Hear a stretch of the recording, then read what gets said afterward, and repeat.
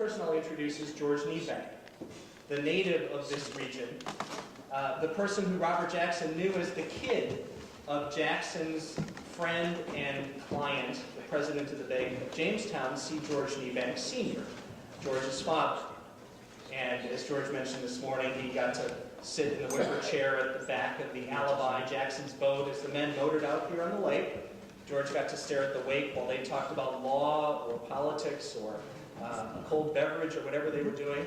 But Jackson knew George from that relatively young age 6, 7, 8. And Jackson followed through his friend George, the father, young George's development and accomplishments.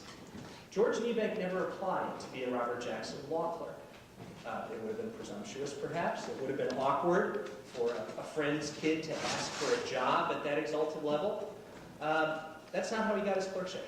He was offered the clerkship by Justice Jackson because he'd seen George grow and develop into the kind of adult, the veteran, the accomplished graduate of Yale University, the University of Buffalo Law School, the kind of young legal talent that was what Jackson was looking for in that spring of 1950 as he was anticipating a clerkship vacancy and Niebank was graduating from law school.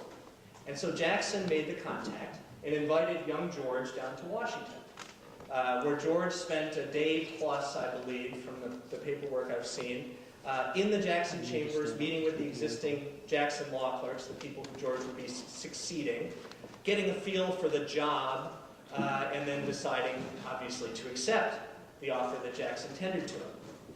What captures the Jackson in that story, not just the George Niebank in that story, is this note that Justice Jackson sent to George's father.